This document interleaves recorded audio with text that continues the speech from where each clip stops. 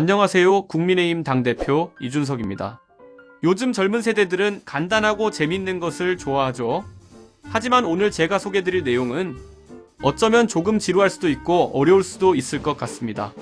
국민의힘 내에서 화제가 되는 핫 이슈 중 하나죠. 바로 공직자 자격평가 피플 파워 애티튜드 테스트. 야, 영어 발음 정말 좋네요. 누가 저처럼 말하나 했더니 제 AI가 먼저 여러분을 만나고 있었네요. 안녕하세요. 제가 국민의힘 당대표 이준석입니다. 무슨 소리예요? 제가 진짜 이준석이라고요? 이제 그만 장난치고 들어가 있어. 제가 당대표로 워낙 바쁘다 보니 직접 방문하기 어려운 곳엔 AI 이준석을 보내려 합니다. 저희 분신과도 같은 녀석이 귀 기울여 주시길 바랍니다. 자, 이제 분위기 전환해서 본론으로 들어가 보겠습니다.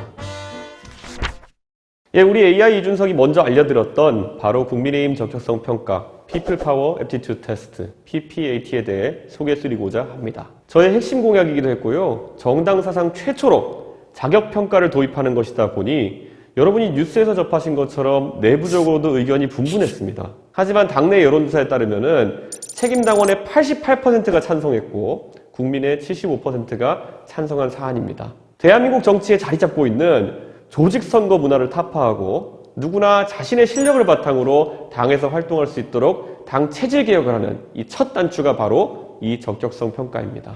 PPAT는 지방선거 예비 공직 후보자 역량 강화를 위한 교육 그리고 평가로 평가의 첫 대상자는 제8회 지방선거 광역 기초의원 예비 출마자 전원입니다. 평가 시기는 제20대 대통령 선거 이후로 예정되어 있습니다.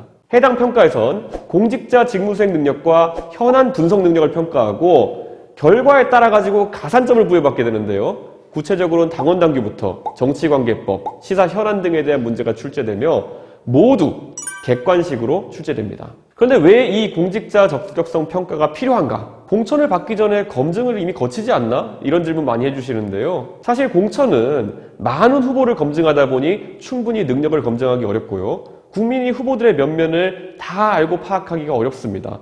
그래서 우리 정당이 국민을 대신해서 자격을 검증하겠다는 것입니다. 제대로 된 의정활동을 수행할 수 있는 역량을 갖추기 위해서는 기초적인 자료 해석 능력, 표현 능력, 독해 능력 등은 필수입니다. 좀 쉽게 설명드리자면요.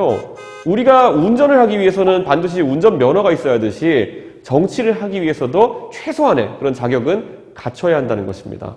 PPAT는 지방의회에 도전하는 당원들이 의정활동을 위한 충분한 역량을 갖도록 하기 위해서 설계되었습니다. 제가 오늘 여러분과 함께할 강의를 시작으로 공식 유튜브를 통해서 강의 영상을 올릴 예정인데요. 동영상을 열심히 보면 충분히 풀 수 있는 문제들로 난이도가 구성되어 있으니 어렵게 생각하지 마시고 자, 함께 열공할까요? 자, PPAT 1편 강의 주제는 당원 당규입니다. 우리 당의 당직자라면 그리고 공직자라면 가져야 할 가치, 마음가짐과 그리고 지켜야 할 규칙에 대해 함께 알아보고자 합니다. 먼저 알아볼 정강은 우리 국민의힘이 중요시하는 당의 이념이나 당이 지향하는 그런 가치를 알 수 있는 내용인데요.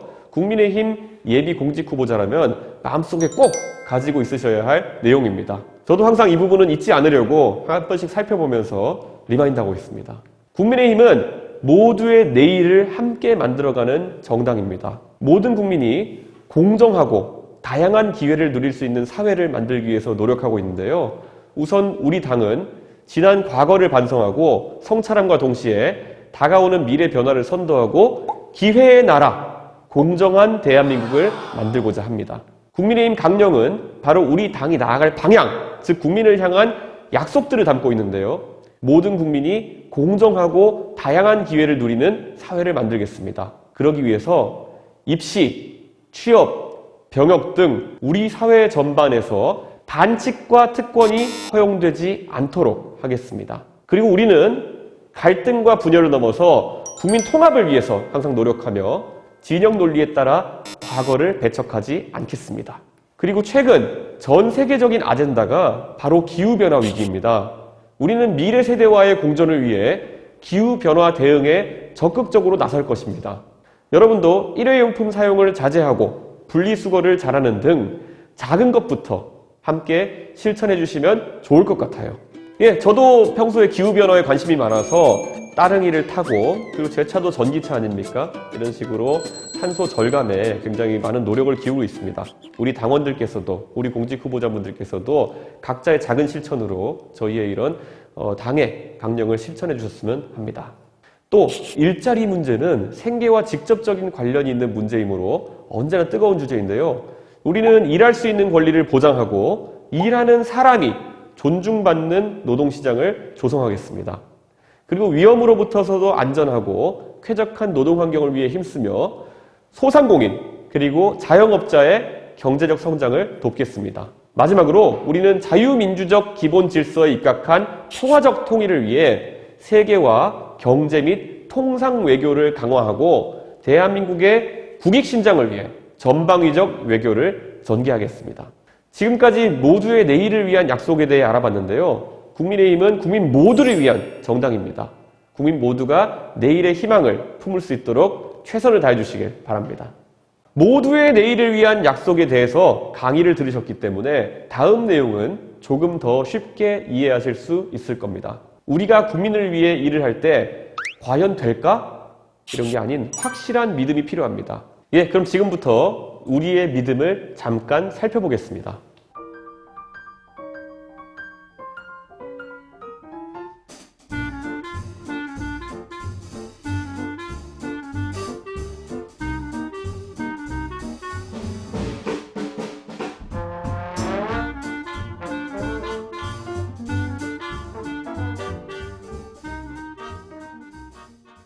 예, 10대 약속은 우리 당이 추구하는 가치를 짧게 정리해둔 항목인데요. 어느 것 하나 빠질 것 없이 소중한 우리의 국민과의 약속입니다.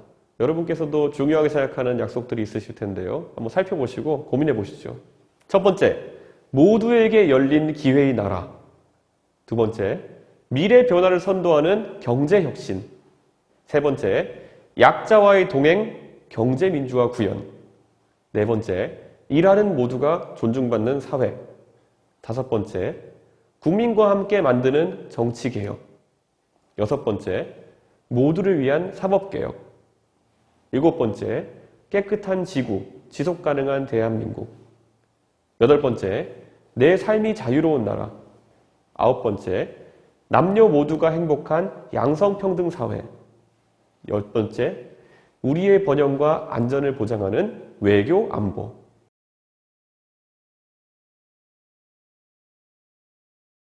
사실 이 10가지 약속을 보면 저는 어느 것 하나 빼놓을 것 없이 정말 소중한 우리 국민과의 약속이다 이렇게 생각합니다. 지금까지 우리 당이 추구하는 가치 그리고 생각에 대한 기본적인 내용에 대해서 알아봤습니다. 이 부분은 공직자를 준비하시는 분들이라면 어렵지 않게 이해하셨으리라 믿습니다.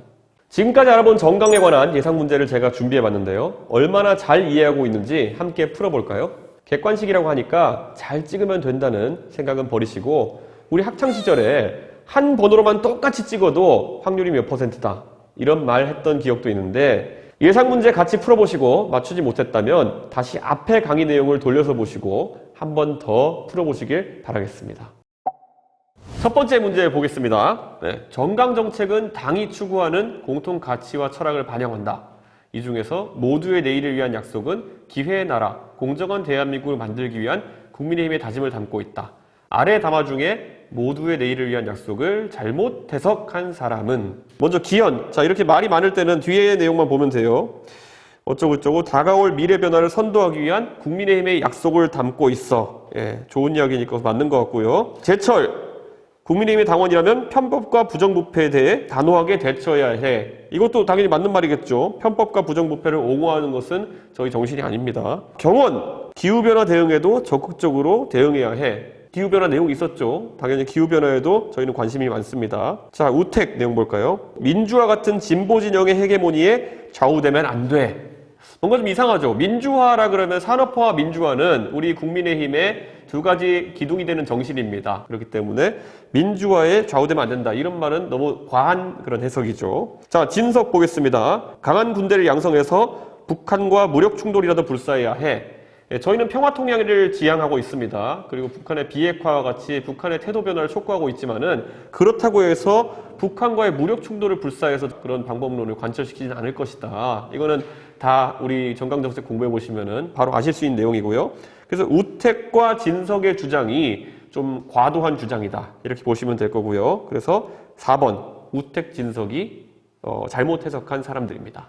자, 정강정책 중 우리의 믿음은 사회 문제를 바라보는 철학을 담고 있다. 아래의 법안과 우리의 믿음을 바탕으로 바르게 해석한 사람을 알맞게 연결지은 것은. 그러니까 원래 정강정책이라는 걸 입법을 통해 가지고 실현하기도 하고요. 어쨌든 법을 통해 가지고 이 사회에 적용을 해야 되는데, 독점 규제 및 공정거래에 관한 법률. 자, 어쨌든 우리는 자유주의를 추구하기도 하지만 그래도 정부가 필요한 사항에 있어서 개입해야 한다는 저희 원칙을 가지고 있습니다. 자, 그럼 그 안에서 봤을 때 준표 보겠습니다. 자유는 최대한 존중하는 것이 원칙이지만은 공동체를 깨트리지 않는 범위여야 해. 적절한 분석이죠. 자유가 무제한적으로 허용되면은 그걸 저희 방종이라고 하겠죠. 그리고 독점은 시장 참여자들의 자유를 빼앗고 시장을 교란시키기 때문에 국가가 견제해야 된다. 맞습니다. 시장을 오히려 유지하기 위해 가지고 독점과 같은 그런 반시장 행위 같은 경우에는 규제해야겠죠. 그리고 그 다음에 그 준표의 말은 대체적으로 옳은 것으로 보입니다. 예, 그러면 이번에 희룡 한번 보겠습니다. 이번엔 저희 전부 다 대선주자들이 나왔나 보네요. 자, 우리의 믿음은 항상 무조건적인 자유만이 옳다는 것이야. 자, 이런 문제 풀 때 가장 중요한 것은 무조건적인, 이런 뭐 좀 극단적인 표현이 나오면은 뭔가 좀 불안한 겁니다. 고작 독점 같은 이유로 시장에 개입할 명분이 어디 있겠어? 독점규제법은 폐지되어야 해. 고작 독점이라니요. 저희가 자유주의 시장경제를 유지하는 데 있어서 가장 중요한 것은 독점 같은 반시장 행위를 규제하는 것입니다. 그렇기 때문에 여기서는 희룡보다는 준표가 좀 맞는 말을 지금 하고 있는 것 같습니다. 자, 그럼 두 번째 법 볼까요? 국민기초생활보장법. 생활이 어려운 사람에게 필요한 급여를 실시하여 이들의 최저생활을 보장하고 자활을 돕는 것을 목적으로 한다. 이 법을 한번 보고 승민과 재형이 한 말 한번 보겠습니다. 승민, 각자의 삶은 각자가 책임져야지. 스스로 돌보지 못하는 사람은 그들의 책임이야. 왜 다른 사람들이 연대 책임을 져야 하지? 이거는 저희가 추구하는 공동체주의의 정신에 어긋나는 것이죠. 그렇기 때문에 저는 승민의 의견은 좀 과도하다 이렇게 생각하고요. 재형 한번 보겠습니다. 우리는 국가와 사회가 스스로 돌보지 못하는 사람들과 함께 해야 한다고 믿어. 생활이 어려운 사람들에게 최저생활을 보장하는 것은 국가가 해야 할 일이야. 예, 저희는 국민과 약속을 하면서 복지에 있어서는 꼭 필요한 사항에 있어서는 저희가 개입하고 또 더 적극적으로 추진하는 것을 저희 당의 원칙으로 삼고 있습니다. 그렇기 때문에 위에서는 보면 준표가 올바르게 해석한 것 같고요. 그리고 아래에서는 재형이 우리 당의 정강정책과 가까운 해석을 한 것 같습니다. 그래서 2번이네요. 그래서 이 문제의 답은 2번입니다. 예, 그러면 이번 문제 한번 보겠습니다. 네, 미래 변화를 선도하는 경제 혁신은 국민의힘의 10대 약속 중 하나이다. 다음 중 미래 변화를 선도하는 경제 혁신. 경제 혁신 저희 10대 약속 안에 있는 거 기억나시죠? 가장 먼 내용이 뭔지 살펴보겠습니다. 자, 이번엔 저희 최고위원들 다 출동했네요. 자, 재원. 메가트렌드 예측이 어쩌고 주기적으로 예측해야 하고 선제적 대응 역량을 강화해야 돼. 크게 문제되는 내용은 없는 것 같습니다. 자, 미경 한번 보겠습니다. 맞아. 규제인식 전환에 필수적이지. 기업이 준법 규제 등 규제를 스스로 제한할 수 있게 권장하고 수요자기 중심의 우선 허용, 사후 규제 방식으로 정책 방향을 전환해야 돼. 네, 맞습니다. 저희가 규제를 철폐하고 최대한 이런 어떤 기업의 자유활동을 보장해야 된다는 것 저희 원칙 중에 하나죠. 용태 보겠습니다. 과학기술 발전을 위한 책임도 다해야지. 과학기술 발전은 국가 주도로 이루어지는 게 효율적이야. 법인세를 인상해 기업으로부터 세금을 걷고 유력한 인재는 국가가 강제로 나서서라도 기업을 빼앗아서 국립연구소로 묶어두어야 해. 뭔가 좀 이상합니다. 저희는 기업의 창의적인 활동을 보장하고 그리고 국가는 최소한의 역할을 할 수 있도록 그렇게 저희가 원칙을 삼고 있는데, 아니 인재를 강제로 기업에서 빼앗아서 국립연구소에 보낸다는 게 이게 좀 과도한 어떤 그런 주장인 것 같습니다. 그래서 용태가 우선 용의자입니다, 여기서는. 자, 그 다음에 현진 보겠습니다. 지역별 잠재력을 극대화하고 지역경제혁신을 적극적으로 추진한다. 경제혁신, 저희가 추진하는 바이기 때문에요. 이 4명의 최고위원들 중에서 가장 그래도 취지와 먼 내용은 용태의 주장이 다소 좀 극단적인 주장이기 때문에 정답은 3번 용태입니다. 예, 다음 문제 한번 보겠습니다. 예, 다음 대화는 국민의힘의 10대 약속 중 하나인 모두를 위한 사법개혁에 대한 당원들의 토론이다. 모두를 위한 사법개혁의 취지와 가장 먼 내용은 한번 보겠습니다. 자, 승호. 이번엔 저희 대변인단이 다 출동했네요. 모두를 위한 사법개혁은 법에 그늘이 없는 사회를 실현하기 위한 노력을 의미한다.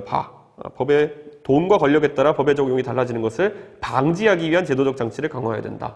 저희가 추구하는 바와 맞습니다. 준우 보겠습니다. 맞아. 사법부가 정치 권력을 독립하고 그래서 법관은 일정 기간 내에 정치권에 진출하지 못하게 하는 방법은 어떨까? 저희가 이런 것들 많이 추진하고 있죠. 전관 예우 금지하는 이런 법안들. 그래서 저희 원칙과 맞는 이야기죠. 자, 인규 보겠습니다. 좋은 의견이야. 하지만 법률도 서비스 아닐까? 유능한 변호사를 고용하기 위해 더 많은 돈을 지불할 수 있는 사람이 마땅히 죄를 감경받아야 한다고 생각해. 뭔가 이상합니다. 지난 조국 사태 때 그렇게 비판했던 것이 뭐 유전무죄, 무전유죄 이런 것을 막기 위한 것이고, 그리고 또 권력에 따라 가지고 법 적용이 또는 사회적 어떤 잣대가 달라지는 것을 막겠다는 것이 저희 취지였는데, 인규의 이런 주장은 그런 것들과 맞지 않는 것 같습니다. 법 앞에는 모두나 평등해야 된다는 것이 저희의 국민과의 약속입니다. 그래서 인규가 여기서는 용의자입니다. 연주 보겠습니다. 배심 재판을 확대하는 등 시민이 주도하는 효율적인 선진형 분쟁 해결제도 도입도 필요할 것 같아. 네, 이런 것들은 무리 없는 주장이죠. 그렇기 때문에 여기서는 인규가 가장 잘못된 이야기, 가장 먼 내용을 이야기한 것 같습니다. 네, 다음은 국민의힘의 10대 약속 중 하나인 국민과 함께 만드는 정치개혁에 대한 지방선거 출마자의 연설 중에 일부입니다. 국민과 함께 만드는 정치개혁에 비추어 봤을 때 적절하지 않은 발언은, 자, 한번 살펴보겠습니다. 여러분도 선거에 출마하게 되면은 아마 대중연설 같은 걸 할 수 있는데, 할 때 우리 당의 어떤 기본 정책과 그런 것에 맞는 이야기를 하셔야 됩니다. 그래서 한번 살펴보겠습니다. 첫 번째, 살아있는 권력을 경계하며 삼권 분립의 원칙을 지킬 때 국민의 자유가 보장됩니다. 헌법 지키자는 이야기인데 싫어할 사람 없겠죠. 그래서 1번은 괜찮습니다. 2번, 정부 부처에 대응하는 예비 내각을 당내에 구성하여 선제적이고 실용적인 정책을 제시한다. 이건 당연히 저희가 추구하는 바입니다. 3번, 우리는 정부 만능주의를 경계해야 합니다. 당연하죠. 정부가 모든 것을 해결할 수 없다는 것이 저희 취지이고, 민간의 창의력과 그리고 민간의 역할을 강조하는 것이 저희 국민의힘의 원칙입니다. 3번도 괜찮고요. 4번 보십시다. 자, 권력을 획득해서 언론을 장악해야 합니다. 이렇게 만약 연설하는 분이 있다면은 당을 잘못 찾아오셨습니다. 예, 이거는 아마 최근에 오히려 강하게 맞서왔던 언론 장악에 대해 가지고 규탄을 해야 되지, 이런 식으로 언론 장악을 지향점으로 삼으면 큰일 납니다. 그래서 4번은 내용에서 빼야 되겠지요. 예, 정답은 4번입니다. 이준석과 또 이준석이 함께하는 TPAT 제1편 당원 당규를 함께하고 계십니다. 예, 앞서 알아본 내용들이 당의 기본 이념이라면 지금부터 알아볼 당규는 우리가 지켜야 할 규칙이라고 할 수 있습니다. 당규는 방대한 범위 중에서 당원 규정과 지방 조직 운영 규정으로 한정해서 강의를 진행하도록 하겠습니다. 자, 제가 강의를 잘 들으면은 평가 문제를 잘 풀 수 있다고 말씀드렸습니다. 이 당규가 굉장히 광범위한데요. 당원 규정 그리고 지방 조직 운영 규정 위주로 살펴보시면 되겠습니다. 예, 먼저 당규 중 당원 규정에 대해서 살펴보겠습니다. 당원의 권리와 의무, 그리고 입당 및 탈당, 그리고 전적 절차에 대해서 규정하고 있는데요. 당원은 크게 일반 당원과 책임 당원으로 나뉩니다. 일반 당원과 책임 당원 모두 우리 국민의힘 당원이지만, 책임 당원과 일반 당원의 큰 차이는 책임 당원은 권리를 행사할 수 있다는 것입니다. 책임 당원이 되기 위해서는 당비를 납부하고 당에서 실시하는 교육이나 행사에 참석하셔야 합니다. 지금 이 영상을 예비 공직 후보자도 보시지만 일반 국민들도 많이 보시리라 생각합니다. 책임 당원이 되셔서 저희와 함께 뜻을 펼쳐주시면 참 좋을 것 같습니다. 온라인으로도 간단하게 입당할 수 있으니 많은 분들이 함께 해주셨으면 좋겠습니다. 국민의힘의 당원이 되기 위해서는 첫째, 당의 이념과 정강정책의 뜻을 같이 하는 분인지, 둘째, 당과 국가 발전에 기여할 수 있는 분인지, 셋째, 공사를 막론하고 품행이 깨끗한지, 넷째, 과거의 행적으로 국민의 지탄을 받지 않는지, 다섯째, 개혁 의지가 투철한지 등이 고려됩니다. 우리가 PPAT 첫 평가를 제8회 지방선거에 광역 기초의원 예비 공직 후보자를 대상으로 하는 만큼 지금부터 강의할 지방조직 운영 규정을 강조해드리고 싶습니다. 우리 당규에서 지방조직이란 서울특별시, 광역시 및 도, 특별자치시도당, 각급 공직선거의 당해 선거구 선거조직을 말하는데요. 시도당은 시도당대회, 운영위원회, 당원협의회, 사무처 및 각종 위원회 등으로 구성되고요. 시도당대회가 시도당의 최고 의결기관입니다. 시도당대회 구성원에 대해 잘 알고 계셔야 하는데요. 시도당대회 구성원 수는 시도 유권자 수의 0.05% 이내로 구성됩니다. 시도당 위원장 및 부위원장, 운영위원, 사무처 당직자, 시도당 운영위원회가 선임하는 당원 등이 구성원인데요. 당 소속 광역단체장, 기초단체장, 지방의원이 포함된다는 것을 꼭 기억해 주세요. 그렇다면 시도당 대회는 어떤 일을 할까요? 시도당 대회는 전당대회 대의원을 선출하고 당원 제18조 제20호에 해당하는 전국위원 선출, 그리고 시도당 위원장을 선출합니다.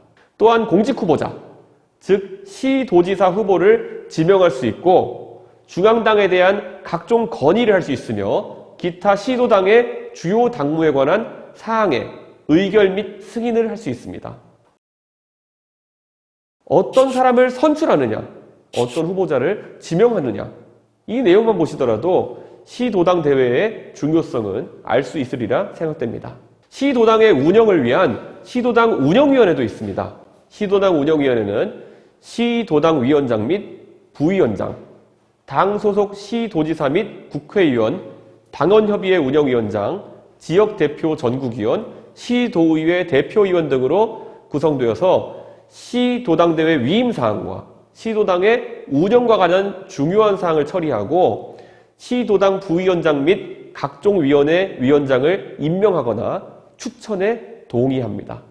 또한 각 분과위원회의 활동 조정에 관한 사항과 각종 위원회 및 특별기구의 구성과 운영에 관한 사항을 처리하고 시도당대회의 대의원을 선임해서 각급 선거인단을 구성하며 당원협의회 읍면동 운영위원회 행위를 추인하고 있습니다.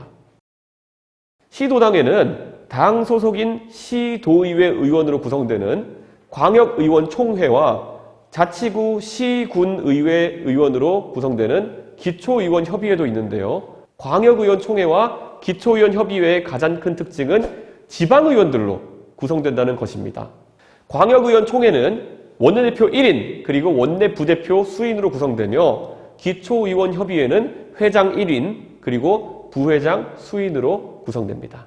광역의원총회의 원내대표와 기초의원협의회의 회장은 광역의원총회 및 기초의원협의회에서 선출하고 부대표는 대표의 추천으로 부회장은 회장의 추천으로 시도당 위원장이 임명하며 그 임기는 각각 1년입니다. 광역의원총회 및 기초의원협의회의 기능, 운영, 소집 및 의사 등에 관한 세부사항은 시도당 운영위원회 의결로 정합니다. 마지막으로 당원협의회에 대해서 알아보겠습니다. 당원협의회는 지역 유권자 수의 0.5% 이상의 책임당원이 있는 국회의원 선거구열로 구성되는데요. 시도당 운영위원회의 승인을 얻어야 합니다.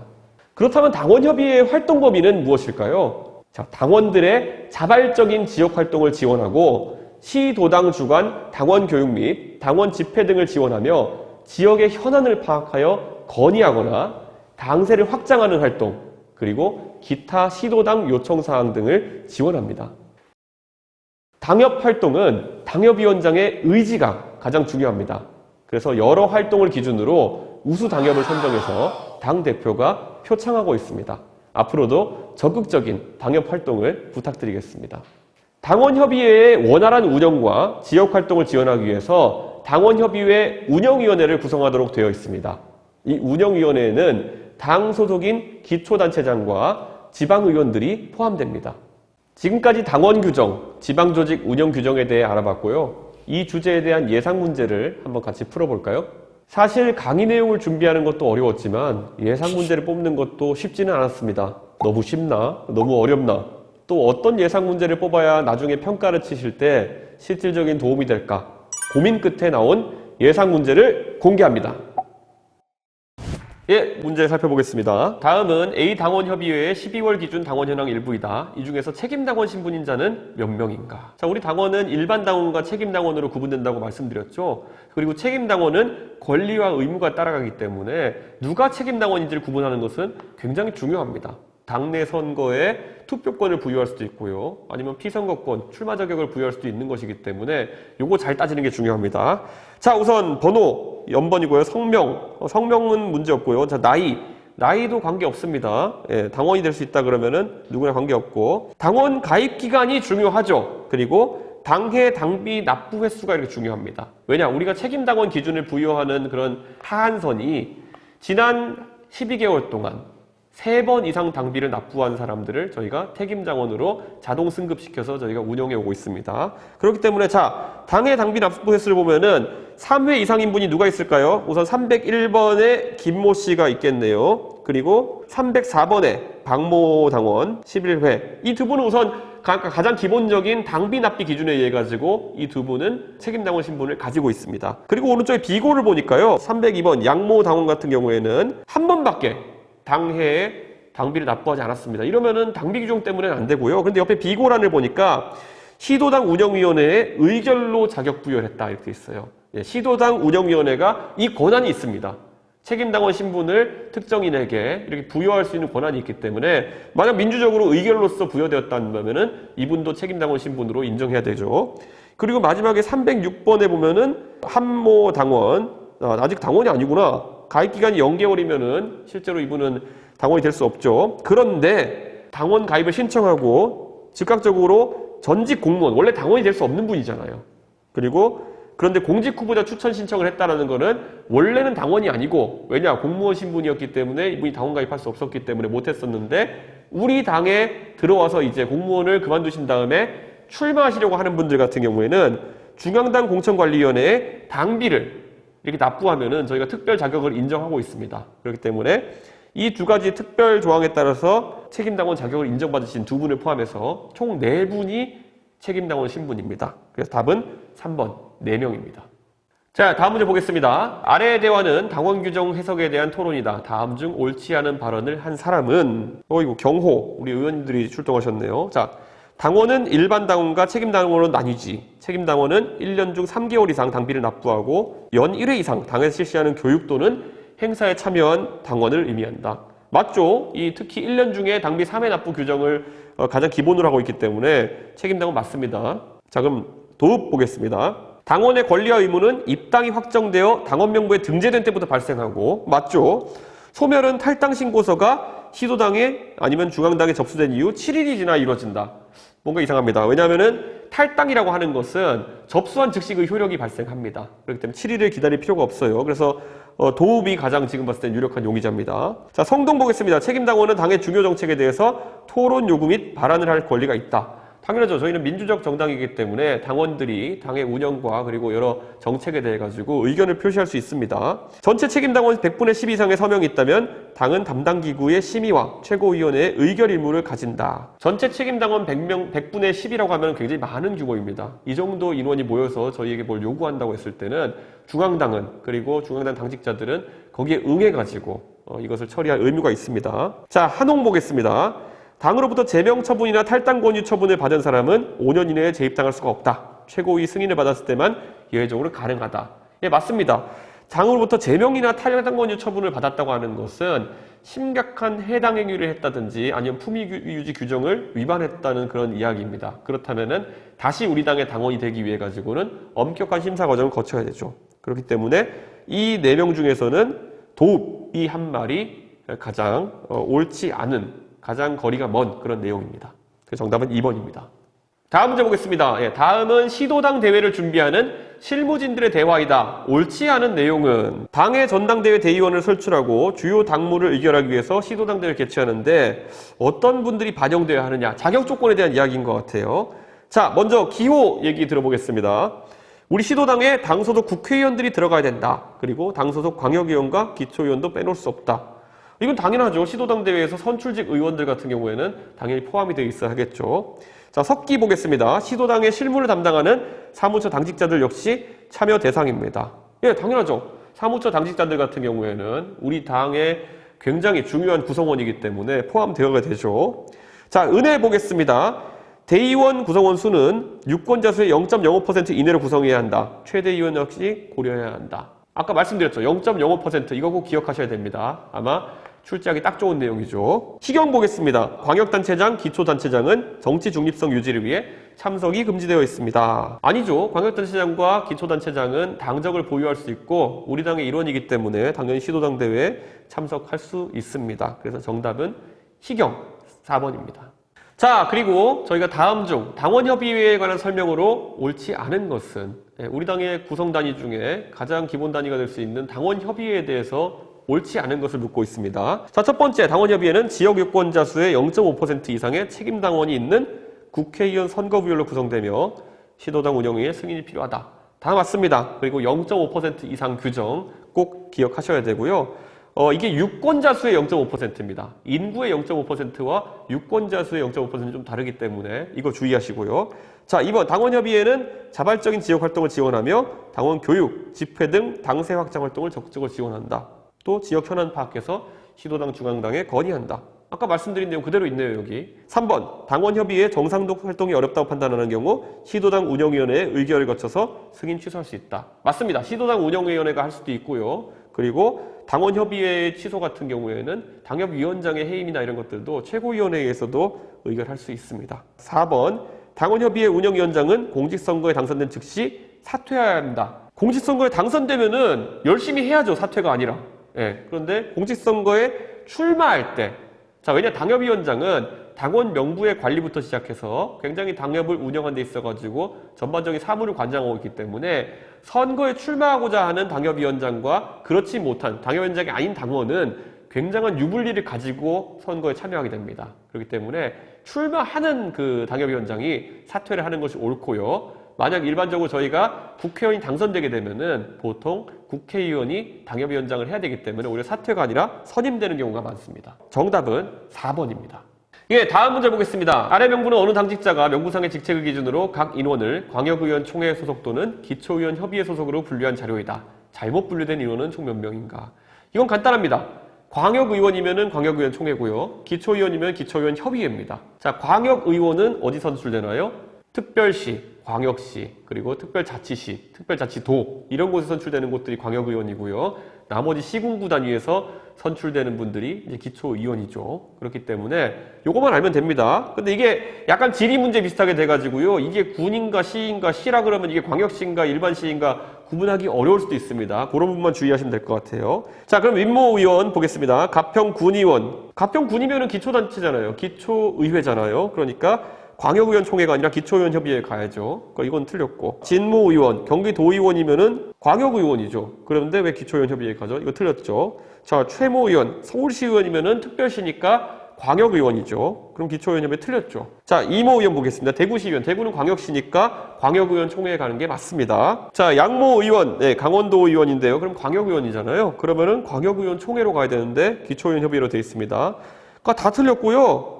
보면은 딱 한 분, 이모 의원, 대구 시의원이시니까 광역의원 총회 간다. 이 한 분 빼고는 다 틀렸기 때문에 네 분이 잘못되어 있습니다. 그래서 4번, 네 명이 잘못 분류되어 있습니다. 예, 다음 문제 보겠습니다. 다음은 어느 당직자가 국민의힘 당원당규 중 지방조직 운영 규정을 설명하는 강연 내용의 일부이다. 아래 강연 내용 중 옳지 않은 것을 고르시오. 이렇게 되어 있습니다. 자, 그럼 살펴보겠습니다. 지방조직 운영 규정. 자, 1번. 국민의힘 시도당 대회는 전당대 대의원을 선출하고 당원 제18조 제20호에 해당하는 전국위원 선출 등의 기능을 합니다. 이거 아까 강의에서 말씀드렸습니다. 이런 기능을 하고 있고요.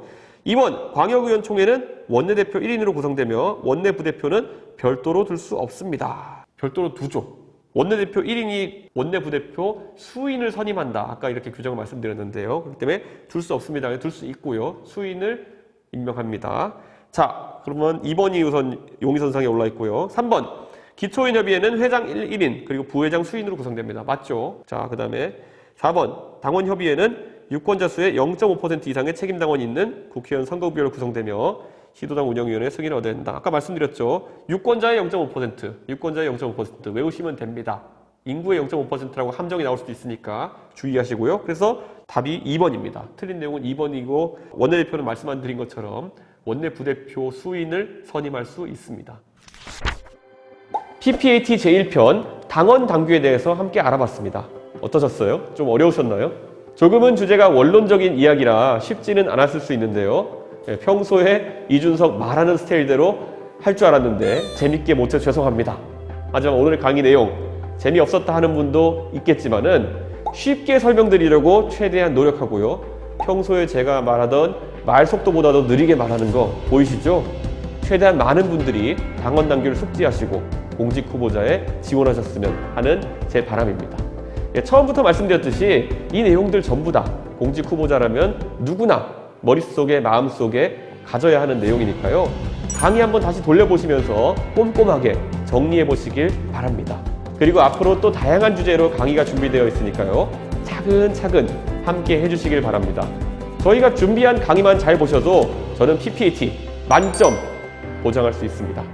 마지막은 제가 정말 좋아하는 슬로건으로 마무리하겠습니다. 오늘도 다들 열공하십시오. 내일을 준비하는 대한민국이 당신을 빼놓지 않도록. 다음 강연자는 누구일까요?